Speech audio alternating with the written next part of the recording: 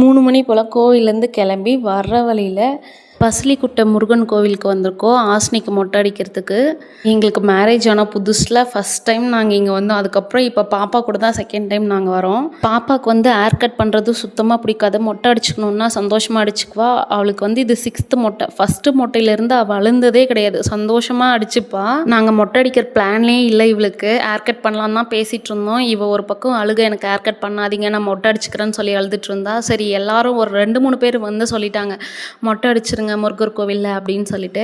கோவிலுக்கு போகிற முன்னான்னு சடனாக முடிவு பண்ணி அடுத்த நாள் போயிட்டு மொட்டை அடிச்சிட்டோம். அங்கே கோவிலுக்கு போன டைம் கொஞ்சம் ஃப்ரீயாக இருந்துச்சு. போயிட்டு நல்லபடியாக சாமி பார்த்தோம். கொஞ்ச நேரம் வெயிட் பண்ணி பார்த்தோம். காலையில் போயிருந்தால் கண்டிப்பாக முடிஞ்சிருக்காது. சாமி பார்த்துட்டு அங்கேயே கொஞ்ச நேரம் வெயிட் பண்ணி எல்லோரும் காவடி எடுத்துகிட்டு வந்துட்டு இருந்தாங்க. அதெல்லாம் கொஞ்ச நேரம் பார்த்துட்டு அப்படியே கிளம்பி வீட்டுக்கு வந்துட்டோம். அப்படியே திங்ஸ் எல்லாம் பேக் பண்ணிவிட்டு ஒசூர் கிளம்ப வேண்டியது தான். நெக்ஸ்ட்